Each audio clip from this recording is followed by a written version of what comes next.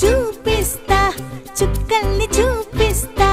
తిన్నగా నువ్వు మొదలైన రాస్తా చలో మరచిపోయేట్టు జాదూ చేస్తా వస్తా